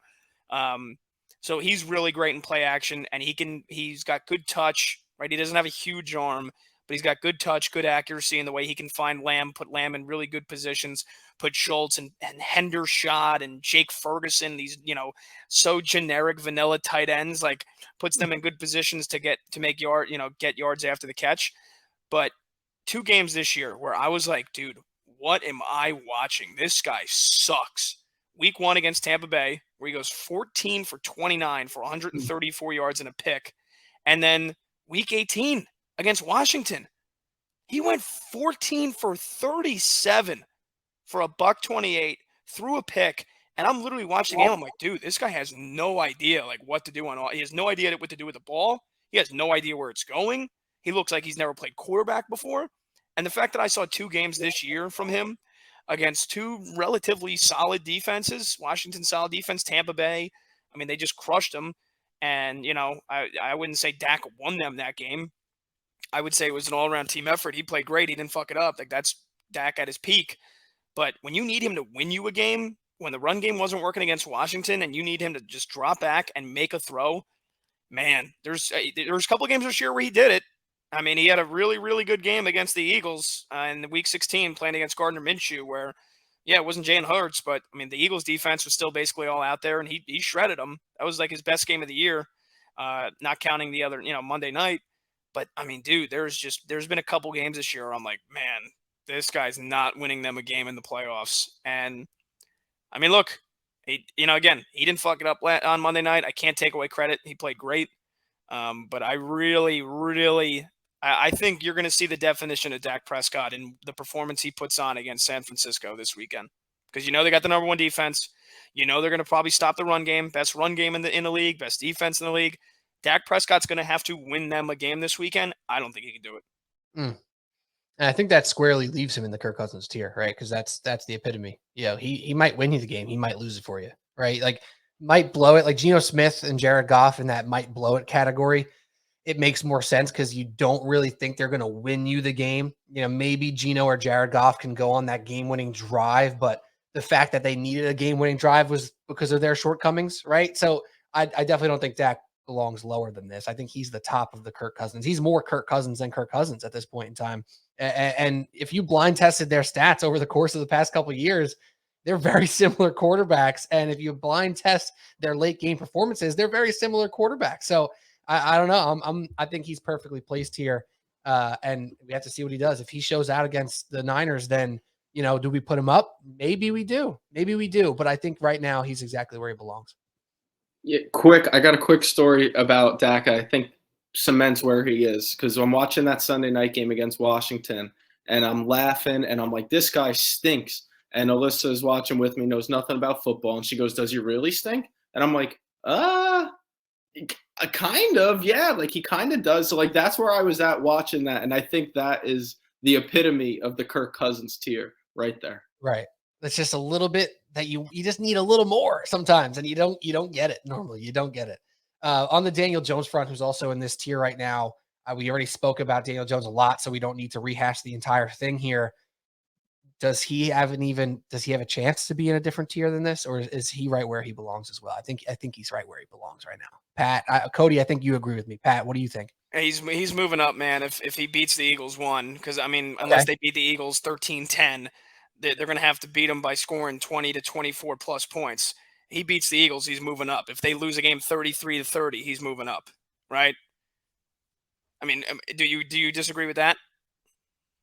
No, he does. Pete, you could go ahead, but Would he need to then prove it in the NFC Championship game? He would no. I think if he beats the Eagles, that's a huge win. He would need to account for, I'd say, 3 touchdowns.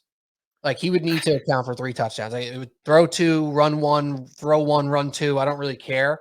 But my biggest gripe with Daniel Jones is that over the time they haven't scored points, right? And like we talked about Justin Herbert, you have to overcome some of the shortcomings around you if you're going to be a great quarterback. I don't think all the quarterbacks in the second tier are necessarily great, but they're knocking at the door or they're great, more often than they're not.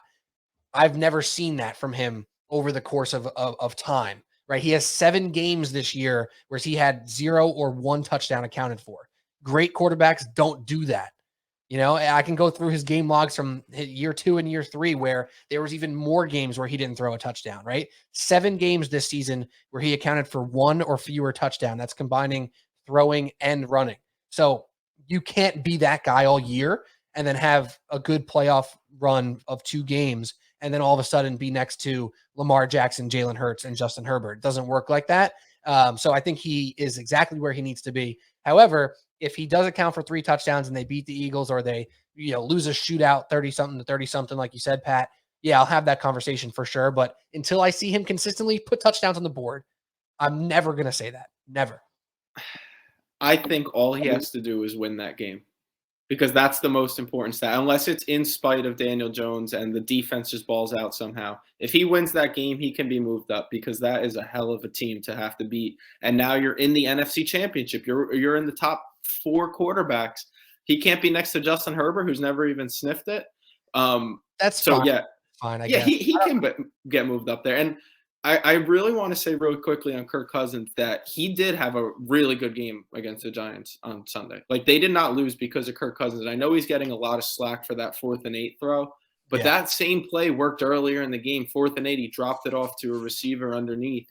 And he was getting a lot of pressure. Now, look, he could maybe have thrown the ball up to Justin Jefferson, hope for a miraculous play, a PI, whatever. But I think in that moment, he's thinking, I just have to give someone a chance. I certainly can't take a sack. I know it's Kirk Cousins, it's easy to bash him, but he played a hell of a game. And I think he's getting way too much hate for really a game that, he was just outdueled by a guy who was balling out. That was what really happened. But that's the thing, Cody, right? Because Kirk did play a great game, and one throw, one decision undoes all of that because it's the biggest play of the game. And I saw him make that throw, and I thought I was hammered. I thought I was on LSD. I thought I was on shrooms for a second. I thought somebody slipped me an instant acid tab right before that throw. Because I'm saying to myself, how on earth can you make that throw on the last play of the game? How can you not give Justin Jefferson, when we saw him make the most impossible catch next to Odell Beckham's 3-finger catch that I've ever seen in that Buffalo game, how can you even not give that guy a chance to make a catch like that, where he had 1 target in the 4th quarter? How on the biggest play of the game with your season on the line, how do you throw it short of the stick? So yes, he had a great game, and then he made that decision. That's fair. And Hawkinson had a day though too. Honestly, he really did. Hawk was getting open a lot. Yeah, I mean, he had a game because the Giants blanket covered Jefferson. They did a great job. Jackson and McKinney, who didn't play against the Vikings on Christmas Eve, both of them, both played on Sunday. Both were shadowing JJ the whole time, and they limited him to 3 catches in the second half for 16 yards or whatever. So, Hawkinson had a big day. I mean, I'm not taking credit away from him, but that's because he was wide open, or he had man coverage against fucking what's his name the entire game. He was in man coverage against Jalen Smith or Michael McFadden. Yeah. Very fair, Pat. Yeah. I don't know. I saw a lot of pressure in his face from Sexy Dexy on that play. But the thing is, real. Yeah, I mean, in that moment, like us as Giants fans, we're just like, who, forget all that. We're jumping up and down. Hoorah. Pat said he might have been drunk. I definitely was. It was awesome. I think Pat was hanging out with Aaron Rodgers watching the game. He's getting a little frisky. A little ayahuasca. Hey, yo. That's great. All right, 2 more quarterbacks to talk about. One's in the Kirk Cousins tier right now. One's right below it. Trevor Lawrence, quickly. What do we just say, okay, that was really great. It was also really terrible, and we'll see what happens moving forward? Like, I don't even know what to do with Trevor Lawrence's game. I lean towards giving him credit for the second half rather than ripping away credit from the first half or whatever, blaming him, I guess, for the first half, because 2 of those picks were probably not his fault. I don't know what to do. My hands are in the air. I think Trevor Lawrence could be him. I really do. I think he has an opportunity to be right behind the top 3, as close as the midpoint of next season. I really do. I think he's that good, and people really got a bad taste in their mouth from that horrendous year 1. So Trevor Lawrence, what do we do? Do we just hit pause for now and see what happens, and then we can make a decision down the road? Yeah, I'm fully on the pause button with Trevor Lawrence. I'm not even going to have a take on this one. I just think, like you said, Pete, goes to show you when you have scumbag Urban Meyer coaching you versus Doug Peterson and an actual game plan, an actual coach that believes you and tailors the offense around you, you see the improvement he made from year 1 to year 2. But, I mean, dude, like that first half was one of the worst halves I've ever seen. He threw 4 picks, and all 4 were his fault. Right? Every pass, every mistake was solely his fault. They're behind the receivers, into double coverage. Just like, you're asking yourself, how are you making this decision in this big of a game? But for them to then have the mental toughness and bounce back and not give a shit about the 4 picks he threw in one half and put up 31 points in basically 2 quarters and a small possession, goes to show you where this kid's resiliency is, where his mental toughness is, where his makeup is. I think he's got the makeup of the number 1 draft pick, the Andrew Luck, the Peyton Manning that everybody built him up to be. But yeah, in terms of putting him into the could be him tier, I need to see how he does against Mahomes and the Chiefs. And I need to see another full season where he takes another, step forward.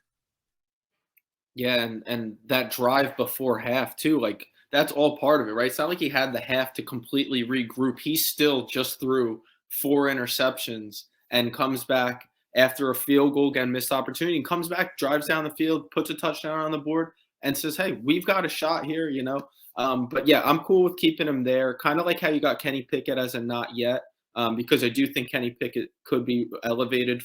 Certainly, I do like Kenny Pickett. I think Trevor Lawrence definitely has the tangible things to move him into could him be him tier. I think he's going to put up a real good battle against Mahomes. We might see some fireworks in that one. And just another guy, though, who is clearly benefiting from a new coach, from a new staff all around him. Urban Meyer, as bad as it gets. Maybe Doug Peterson, as good as it gets for this guy, or at least close to it. So he definitely could stay here for now, but definitely a guy who could be on the move soon. With the spread at -8 in the Chiefs' favor going into this weekend, even if he just keeps it close and puts up a couple touchdowns and loses by a touchdown, loses by 4, loses by 3, I think for me, that puts him in the second tier for me. Like leading into next year, I'm ready to say he's the 6th best quarterback. I just made that number up, give or take, right? You can probably argue next year, starting the year, that he will be the 6th best quarterback or the 4th or the 7th, but in that range. I have that type of faith in him.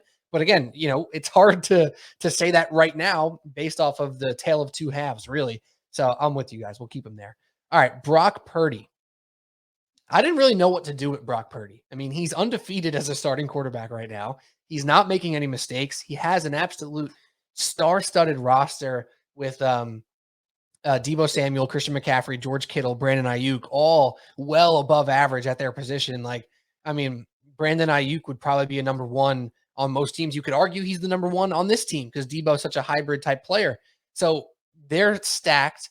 He's making the right moves. I've seen some film breakdown. If you guys follow Baldy Breakdowns, Brian Baldinger on Twitter or Instagram, he did a bunch of videos on Brock Purdy, talking about the little things, the footwork, the maneuvering in the pocket, putting the ball on the target. Like he's doing a lot of the right stuff.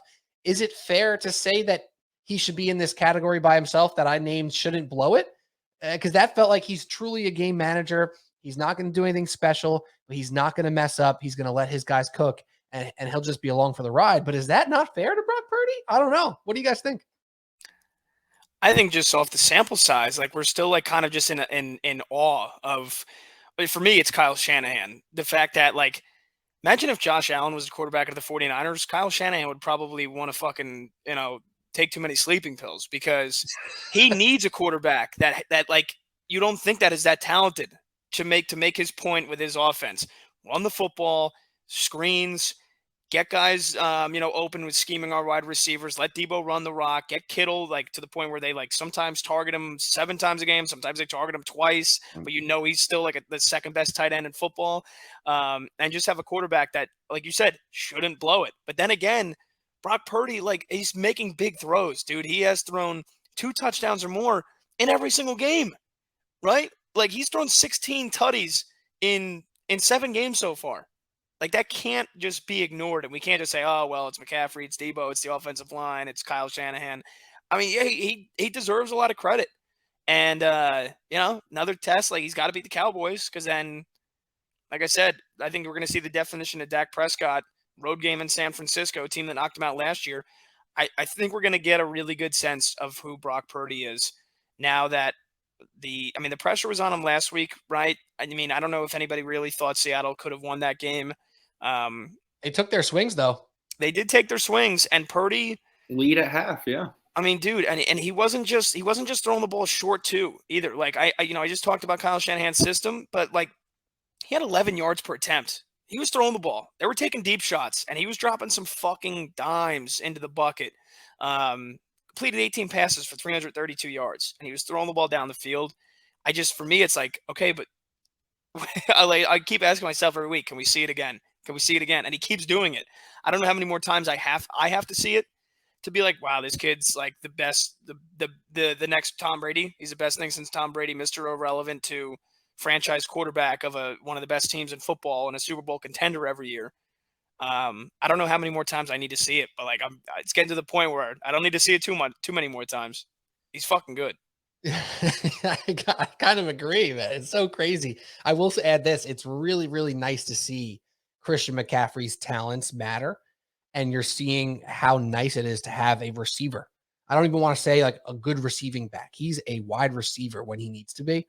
And seeing that matter and seeing it in action on a good team, it really is special. And I think that, just like with Joe Burrow, we're saying, yeah, he's in that top tier at 100%, but let's not forget that he has T. Higgins and Jamar Chase. Let's not forget Brock Purdy's got just as good of a surrounding cast like the Eagles and like the Chiefs and et cetera. So, I agree with you, Pat. You got to see it, but it's pretty good, pretty impressive right now. Yeah, he has that surrounding cast, all that great. Who's the big loser of all this to me? Jimmy Garoppolo. Because, yeah, he has that whole cast, all this stuff, right? But the offense didn't look like this with Jimmy G back there. Nope. And I came on, a couple weeks ago, months, whatever it was, and my fear with the Niners was if they fall behind, like what could Jimmy G do in that moment? And I think Brock Purdy just kind of showed me what I need to know about him, at least going forward. In a moment where 17-16 down at half, pressure's on now. You're the 2 seed. You've won 10 straight games. You're at home. You're the new guy. Everyone's looking at you. And he just balls out in the second half, leaves absolutely no doubt about it. That was big time. So Brock Purdy, maybe he doesn't move into any category. Maybe just the name of his category gets changed to something that I'm not witty enough right now to come up with. Because like Pat said, that small sample size, it's hard to be like, yeah, let's put him next to Lamar Jackson. But, man, he has been everything and more that they could have hoped for when we were thinking they probably should trade for a quarterback at that time or, something when they have a chance. Brock Purdy's like, nah, I got this, man. I'm better than you guys have just had, actually. And I should probably be the guy next year, too, at least to this point. I mean, he's been phenomenal for them and just elevated that whole offense with the weapons around, sure, but like I said, they haven't looked like this with Jimmy G back there. There will be an open competition next year with Trey Lance and Brock Purdy, and Brock Purdy will most likely take that starting job to start the season. That's what it feels like right now. And part of it will probably be that Trey Lance is working back from the injury and he's not 100%. It's going to take time, yada, yada. He'll be waiting if we need him, but Purdy might just grab it. He might just be that guy. I mean, it feels really crazy to say because we've seen flashes in the pan that kind of show up and then show out for 6 weeks and then kind of go back to being a pumpkin. Not that he ever was a pumpkin, but you guys know what I mean. So I don't know. I think he's good. I think it's totally fair.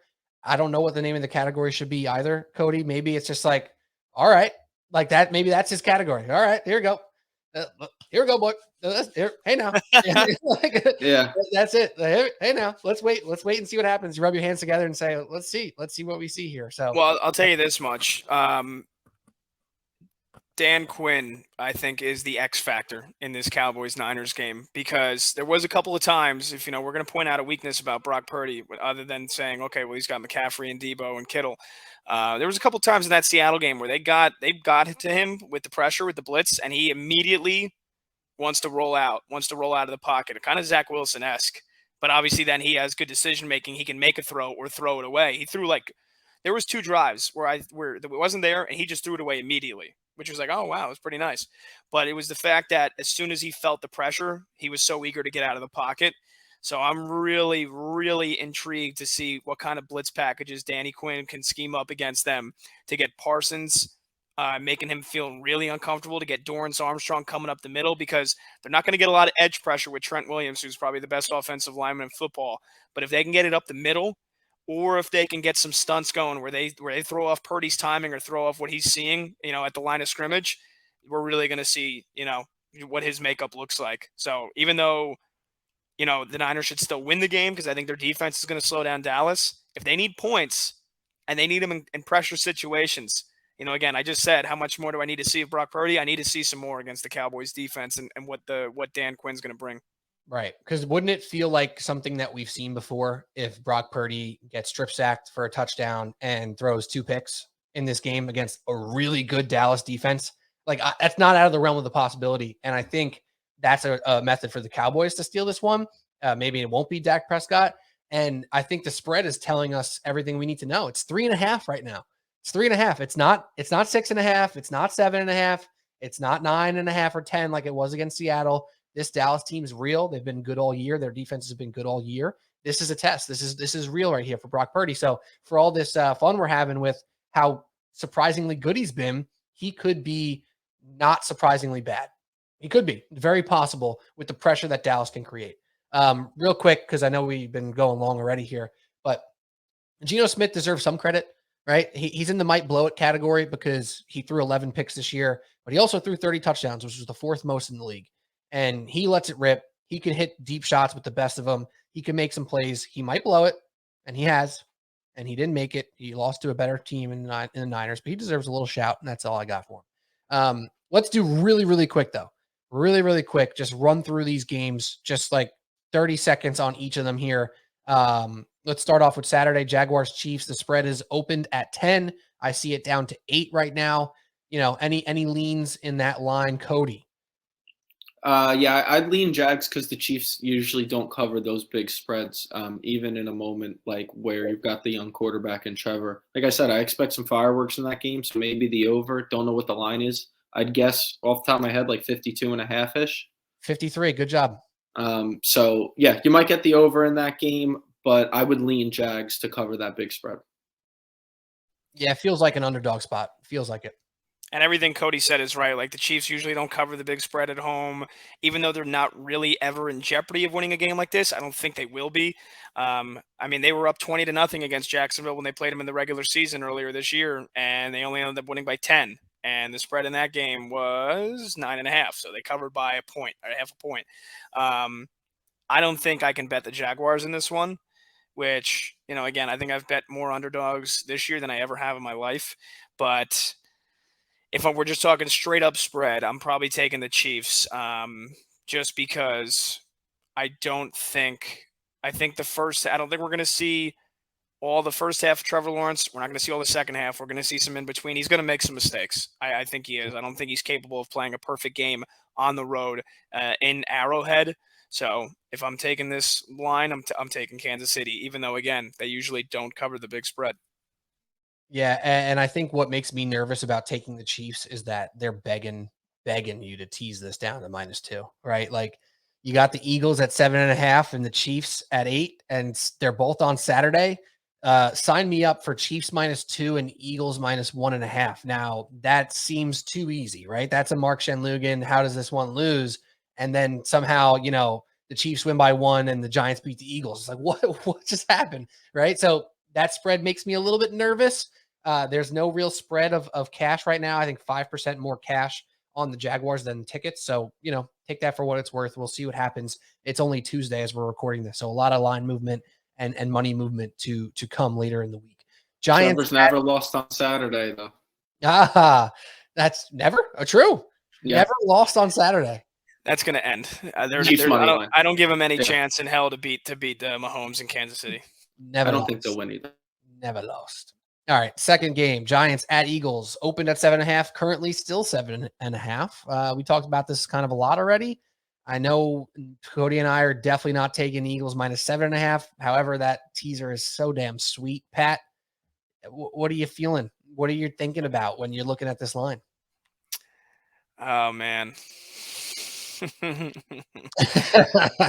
As a guy, you've backed the Giants a lot this year. You really have. I'm telling you this much. I'm absolutely taking the Giants with the spread. I think I'm going to take a money line as well, man. Woohoo! I think they can win this game. I think they can.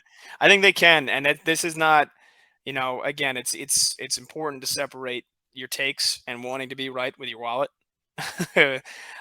Because I've learned that lesson a couple times this year, and you sometimes you win it, right? Like betting against Tua, I bet the Packers spread and money line against Tua on the day on Christmas Day. He throws 3 picks in the fourth quarter, and you're right in those instances. But this isn't just me saying Daniel Jones is going to throw 400 yards and win this game.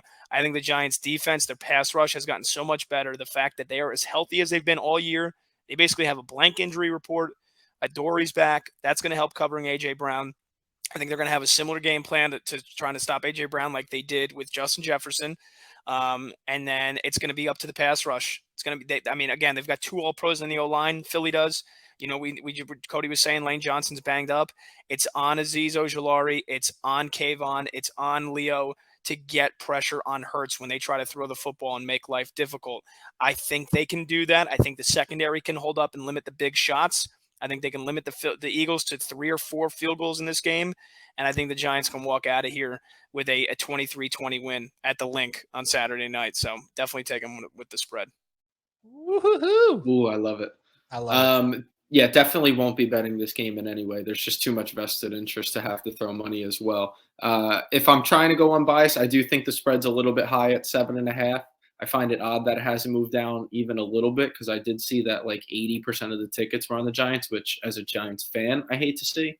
But yeah, I think the number's a little high. And if I'm going to throw out some props that, again, I won't bet on, but Boston Scott scores every time he plays them, and the Giants can't cover a tight end to save their life. So Dallas Goedert props, and, you'll probably get Boston Scott at like 4.5 to 1 to just score anytime. So that's what I'd throw out there. I hope I'm wrong about both. Let's go.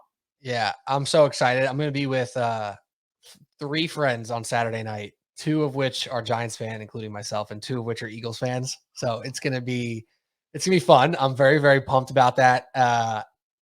Cody, I'm with you. I think I'm going to not bet this game straight up, but I will put in like a fun same game parlay where I don't pick the side. I'll take Daniel Jones alt line for rushing at the lower level. I'll do Dallas Goedert. I think if Devonta Smith can probably get a little loose here if they're putting a lot of pressure on A.J. Brown, that's what I'm thinking about. So, we'll see what I cook up on Saturday, but I'm with you. All right, Sunday, real quick. First game, Bengals at Bills, the rematch that is weird. Let's be honest, right? With what happened with DeMar Hamlin, I mean, shout out that he's doing as well as he's doing. A lot of ways to go, obviously. This is happening quick. It's only a couple weeks later, and these 2 teams are facing off. Emotions will be high. The spread has moved from 3.5 in the Bills' favor to 5 in the Bills' favor. And right now, the cash is still coming in hot, according to pregame.com, on the Bills. I am very much against the emotional bet. I actually took the Dolphins, not in one of my picks, but just personally this past weekend. I don't like making it one of my reasons to bet a team that they have some sort of emotional reason to be up for a game. I don't think that reigns true enough. And yeah, that first series, that first drive, that first quarter, your emotions are high, you're running on all cylinders. But what happens after that? It becomes a regular game, right? So I'm not going to put credit, or I'm not going to put too much thought into that portion of this, but obviously it's going to play some sort of role. But what do you guys think right now? Bills -5, Bengals a little banged up, Josh Allen a little bit iffy right now. This is going to be an exciting freaking game. I'm so excited for it. But I don't really know. I don't know what I'm leaning right now. I'm in such an emotional mangle with this game because I want to bet the Bengals so badly. And everything from last year tells you to bet the Bengals. Burrow is the cover king. He's the most profitable quarterback against the spread. He covers no matter what. Buffalo's at home, which they haven't had a lot of home playoff games the last couple of years. And I mean, they had one against Skylar Thompson and they almost lost. So maybe that doesn't tell you much. But the big thing for me is the Bengals offensive line. They lose La'el Collins a couple weeks ago, done for the year. They lose Alex Kappa week 18. I would say 95% chance he's not playing again. He didn't play on Sunday night. And now Jonah Williams, their left tackle, has a dislocated kneecap that he suffered in the Ravens game. So you're talking about potentially both tackles and your best overall lineman, which is Kappa as a right guard. Man, I mean, this game on Sunday could look like the Bengals of last year in the regular season, where Burrow is on his fucking ass every other play. And if the Bills pass rush is clicking on Sunday, this could be a long game. But again, he got sacked how many 60 times last year, and they still went to the fucking Super Bowl. So there's one quarterback that's capable of overcoming a dog shit offensive line. It's Joe Burrow.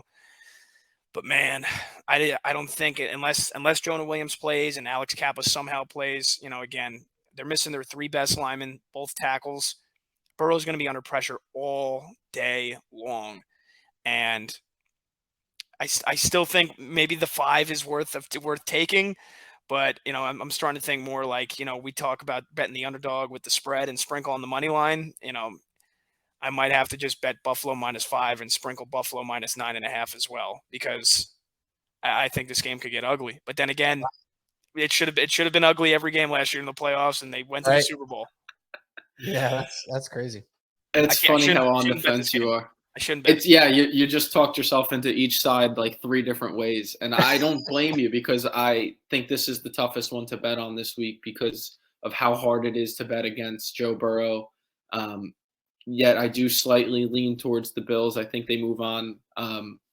But 5.5 seems big to me. It seems like a number that might not stay there, might get down to closer to 3.5, 4 by the end of the week. Because I think people are going to think the same way I am. Like, hey, Joe Burrow getting 5 points in the playoffs, this dude on a team that's been playing good ball, albeit they didn't play great against Baltimore. So it seems like a spot to me where I buy the Bengals up to something of a 7.5, 8.5, and I lay it with something like an over at an alt line in the Chiefs Jags or something else that I find that I like. That's probably something I'll do. But yeah, I only have slight leans on this game. No like real great feel for either side. But I hope that we get what we're hoping for with that game. It should be a close game. It should be a dogfight. You're nuts to bet against Joe Burrow at 9.5, I think, Pat. So maybe take that last piece of advice you gave yourself and stay off, or take it in a different way, because that seems huge to me. Well, I will say this. I'm going to make a comparison, because if they're missing Jonah Williams, they're definitely out. La'el Collins definitely out. If they're missing Jonah Williams and Alex Kappa, that offensive line is decimated. And he was able to overcome a bad offensive line last year, but comparable to what the offensive line looked like for most of this season to what it could look like on Sunday. How many people would say you're nuts for not taking the points with Patrick Mahomes in the Super Bowl against Tampa Bay, only to watch him run around literally for his life all game, and they got absolutely annihilated? So I think that could be a possible result on Sunday. Yeah, I mean, we as Giants fans know, right? The way to stop a guy like that, you have to get that pressure up front. So that's a reasonable logic. All that's good and well. It's tough to bet against Joe Burrow. He's earned that to me. Yeah, I think it's not a great teaser leg because you're already at 5. Like, you're already past the 3. but you do get past the 7 and you do get past the 10 if you go with a 6-point traditional teaser and you get them up to plus 11. I mean, that feels like a good teaser leg to me. And it's probably going to be it's a cop out type of bet, but it's not when you hitting bets, right? And I went through my teasers for the year. I've been pretty successful on teasers this year. And when I'm looking through these lines, Bengals plus 11 feels good to me. It feels like something that will come true because this should be such a hard fought game. I don't expect the Bills to have the gusto and the ability to blow someone away. They haven't really done it much lately, and they've been playing to their competition. And the Bengals, albeit before some of those other injuries on the offensive line, came out looking good before that game got, canceled on that Monday night. So Bengals up to 11. Maybe then you take the Chiefs down to 2 and put those two things together. I don't know. That's kind of where I'm leaning. All right, last game. Then we can go Cowboys at the Niners. Niners opened at -4.5. Now I'm seeing 3.5. Spoke about it a little bit before. I'll just go quick here. I think I'm leaning towards the Cowboys. I kind of talked myself into it before with the Brock Purdy conversation. I think that it's just enough points to say you can take the Cowboys and lean on that defense to make this one tight, even if the Niners are going to win this game. I don't know, though, because the Niners have this ability to absolutely put people away like few other teams do, combining their offense with defense. So I'm a little bit remiss to make that pick, but I think that's my lean right now. What do you guys think? There's no instance where I can bet Dallas in this game. It's just not. I can't do it. I can't do it. So for me, this is a tease San Francisco down to the money line, or even get them all the way back through to plus 3.5. Even then, I think that's playing it way too safe. I think you should try to bet these games, especially in the playoffs, as much as a one-game bet as you possibly can. Right. But if you do love another team, if you love Kansas City money line, getting the Niners from -4 to the money line, it's probably going to be close to even off the top of my head. There's no way I can bet Dallas in this game. I can't. I think Mark already texted that pick in. Chiefs money line and Niners money line -145. It's -114. Oh, nice. Chiefs and Niners money line -114. Yeah, I'm with you, Pat, though. I'm definitely like the Niners. I just think the Cowboys have had too many ebbs and flows in the season where they've looked so great for a week and then they go out and play Washington in a game that matters and just absolutely lay a dud. And it's still the playoffs, and it's still Dallas, and it's still Dak Prescott. And you've got a team in the Niners that's shown no signs of slowing down. So I definitely do like the Niners. I don't know that I got the balls to take the alt line, but I'll probably take the straight up. I'll probably have a money line somewhere. Definitely. I just think San Fran's the most complete team in the NFC at this point. Fair. That's one of my stinky picks. I take the Cowboys and I hold my nose, right? Like the Niners are a better overall team. I think there's a path, and betting on that path might be crazy. So crazy, it just might work. Who's to say? I'm so excited. What a great weekend. And I will be on solid ground this entire weekend because last weekend, back-to-back flights, by the way. Back-to-back. Now, I caught almost the entire Niners-Seahawks game before I took off, so I didn't really need to watch the end. No Wi-Fi. Didn't work on my flight. Very upsetting. I could not watch the Jaguars come back against the Chargers. I missed that entire game. Got off my first flight on my connector, saw it. I was like, oh my God, what the frick did I miss? Texting Mark and Pat and Cody, what's going on? This week I'll be on solid ground and watching every minute of all of these games. I'm very, very pumped. Very, very pumped. All right, that's all we got. Subway Sports Talk. What a ride. Hour and 50 minutes for you guys. Hopefully you're enjoying it all. Because I think this one was jam-packed of great conversation. So Pat and Cody, cannot thank you guys enough for spending this time with me, staying up late, talking till almost midnight on Tuesday. This one could last until Saturday morning. People can listen to this one because it's relevant and it's exciting, and I think it's great conversation. So thank you too. I'm Pete Kennedy, Subway Sports Talk. Don't forget to subscribe, rate, review on Apple Podcasts app, Spotify, and on YouTube. You can hit the subscribe button and the notification bell so you know when we drop new videos. Thanks for listening. Enjoy some football. Cheers.